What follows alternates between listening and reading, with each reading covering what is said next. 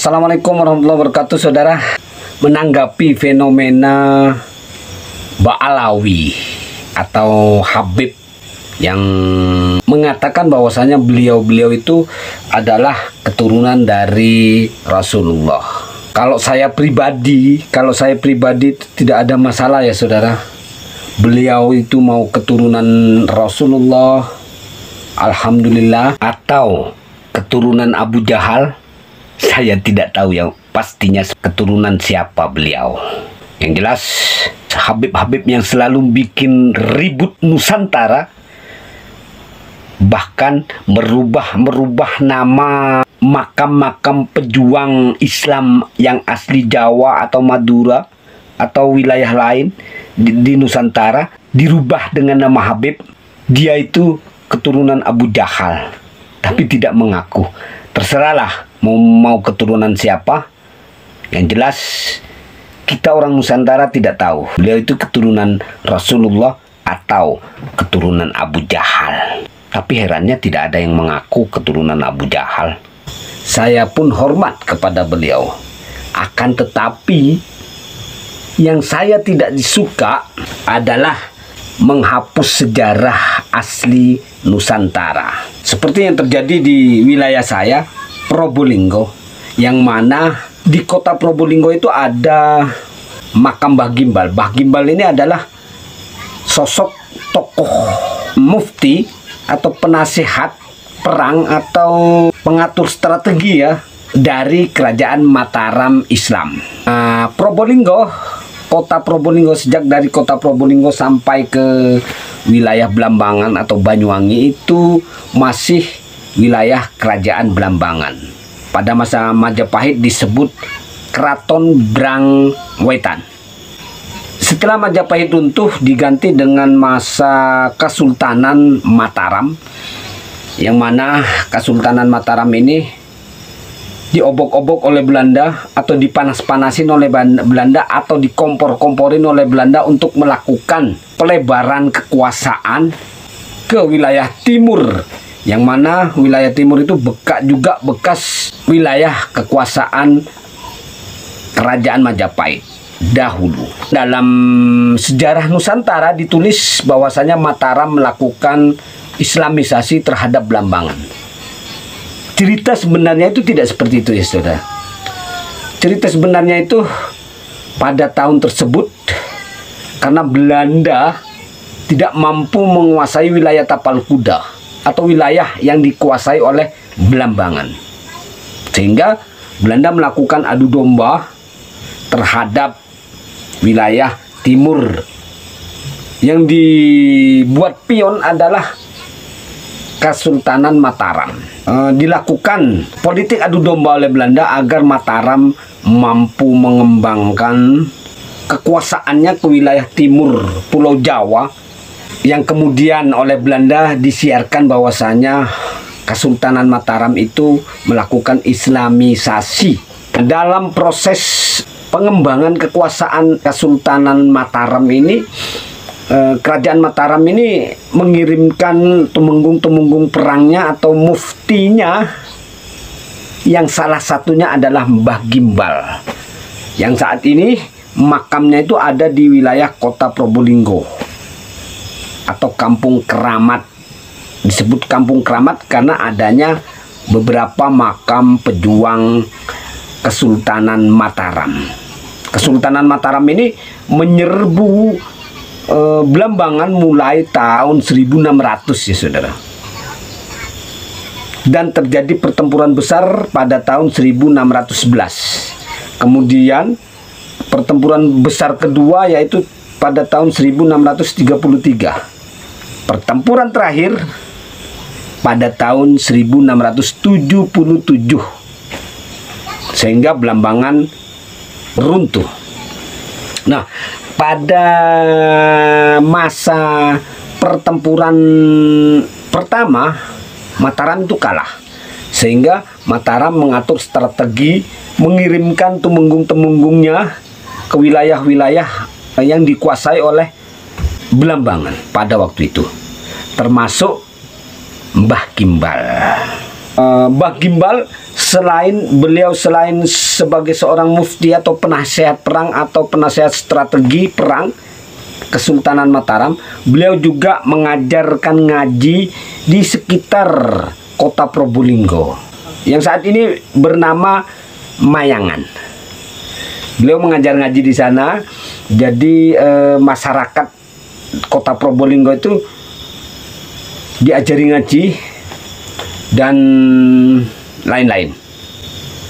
Kemudian pada masa pertempuran antara Kesultanan Mataram melawan Belambangan kedua, yaitu 1333, disinilah wafatnya Mbah Gimbal. Mbah Gimbal ini seorang tokoh yang dikeramatkan oleh masyarakat kota Probolinggo pada waktu itu.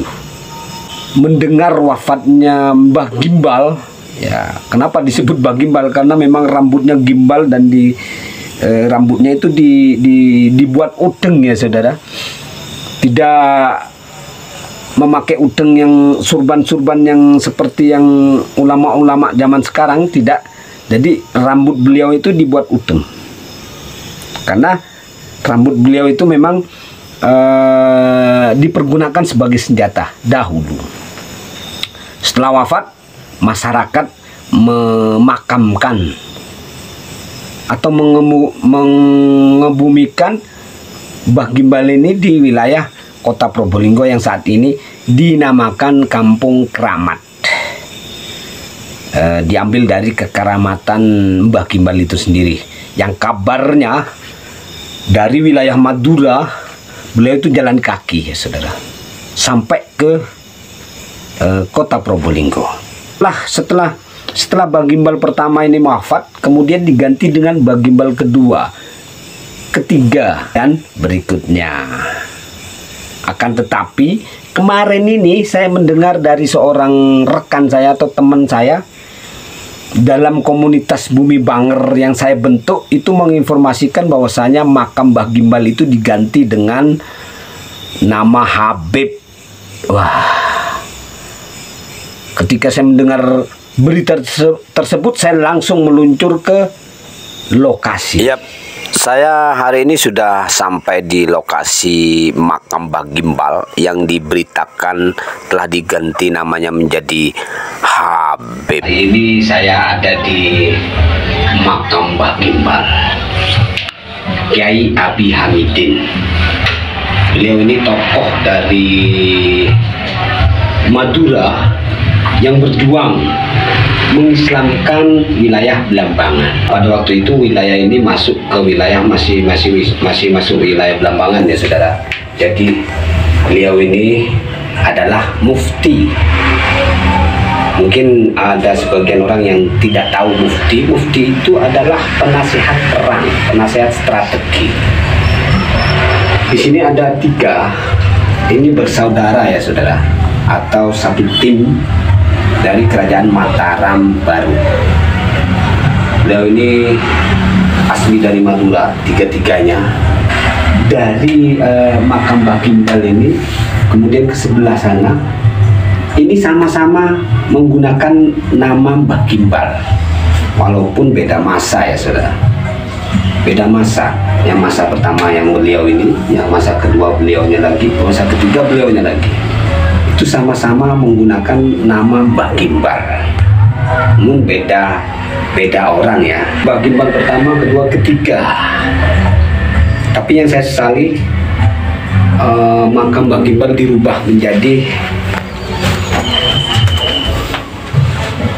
ini saudara, dirubah menjadi nama Habib. Kalau sebelah sana Nyai Solehah, oke lah. Beliau istrinya atau perempuan, kira terserah ya. Masih berbau nama Madura dan Probolinggo, tapi beliaunya ini adalah Mbah Gimbal juga semuanya. Cuman beda orang. Mbah Gimbal pertama, Mbah Gimbal kedua, Mbah Gimbal ketiga. Ini yang saya sesali. Siapa sih yang merubah nama ini? Kok bisa? Dari mana datanya? Sedangkan beliau tentang perjuangan Mbah Gimbal ini sudah ada datanya, yaitu tercatat di dalam kitab antropologi yang dicatat pada tahun 1600. Antropologi Islam. Beliau asli Madura loh ya, bukan orang Arab. Oke. Tangan jahilnya siapa sih yang merubah nama makam Mbah Gimbal ini menjadi Habib Kenongo?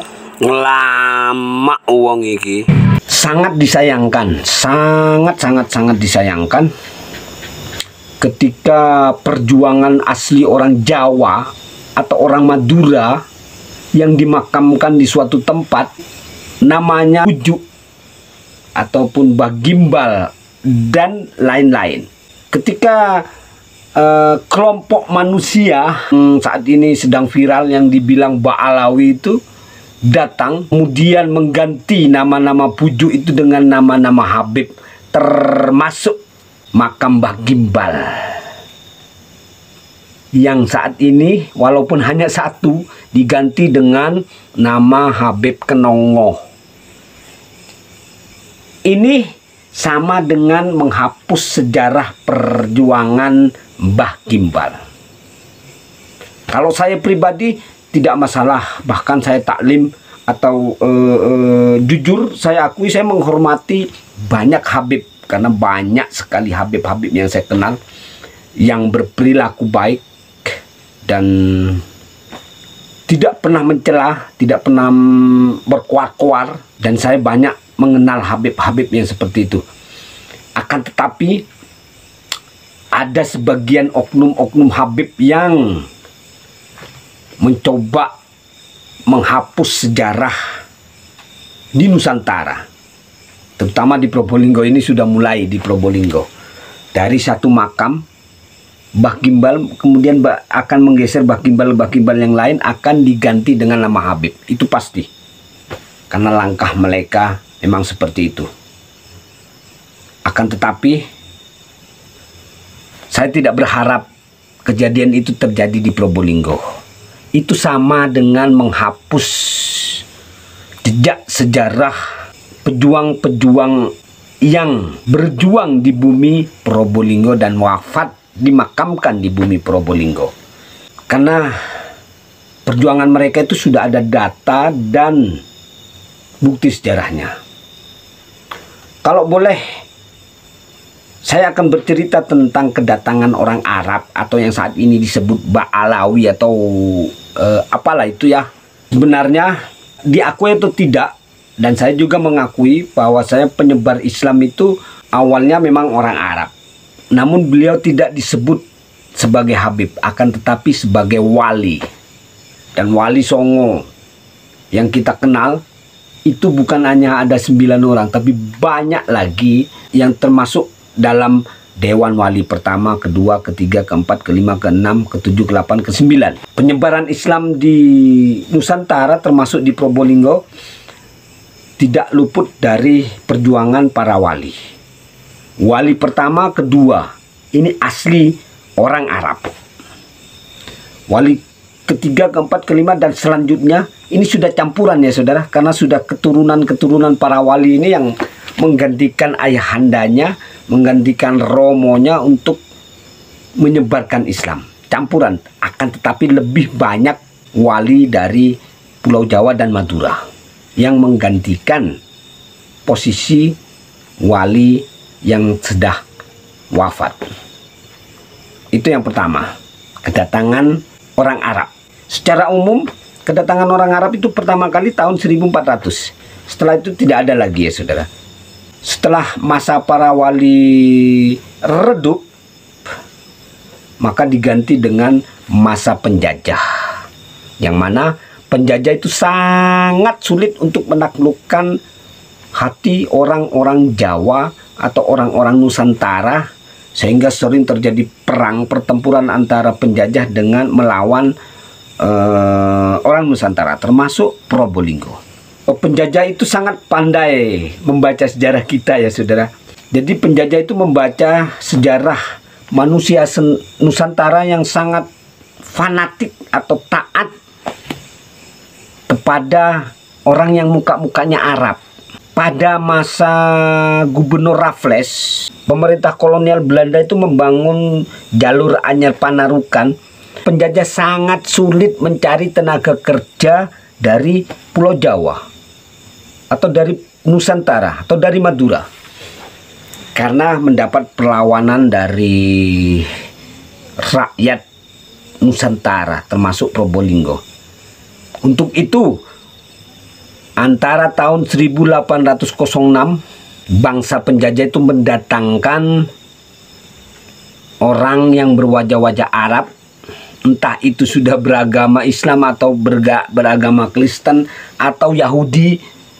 Mereka tidak peduli, yang jelas Belanda atau penjajah mendatangkan orang Arab ke Nusantara atau ke Pulau Jawa untuk membangun Anyar Panarukan.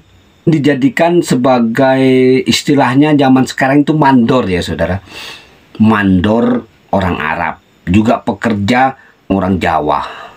Sehingga orang-orang yang awalnya melawan atau tidak mau bekerja untuk membangun jalan, ketika melihat wajah-wajah orang Arab yang pada saat itu diyakini sebagai keturunan para wali, akhirnya masyarakat Nusantara, terutama masyarakat Jawa, manut patuh apapun yang diperintahkan oleh orang-orang Arab pada masa itu. Walaupun pekerjaannya itu tidak dibayar, sampai kelaparan, meninggal di tempat. Pemikiran orang leluhur kita pada masa itu,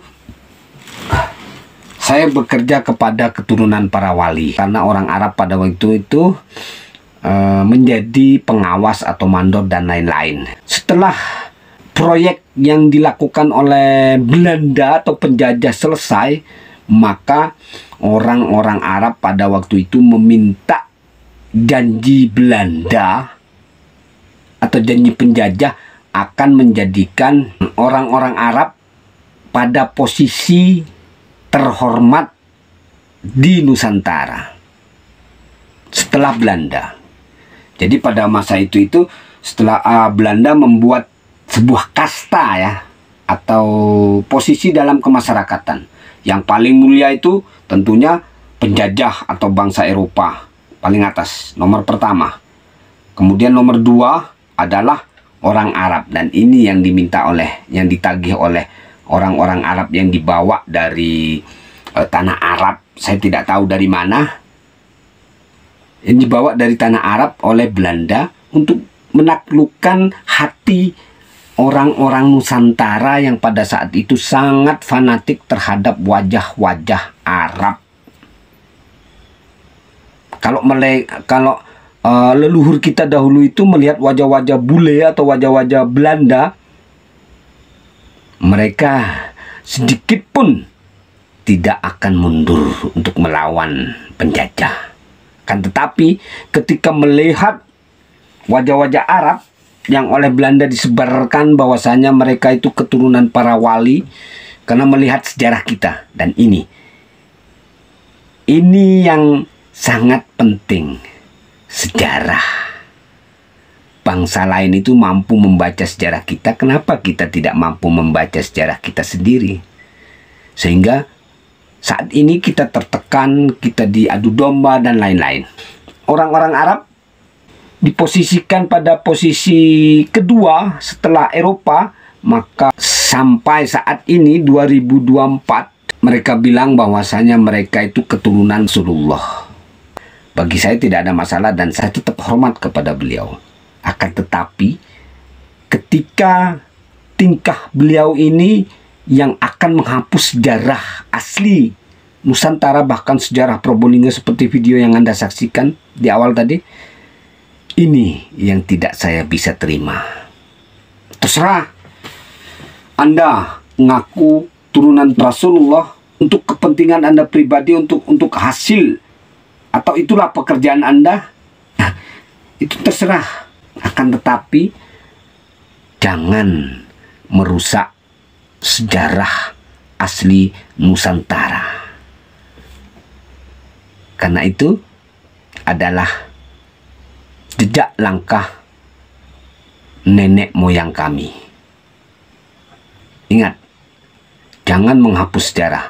Jangan menghapus sejarah, jangan menghabib-habibkan makam para pejuang yang ada di Nusantara, terutama di wilayah saya, Probolinggo. Itu saja pesan saya. Wabillahi taufiq wal hidayah. Wassalamualaikum warahmatullahi wabarakatuh.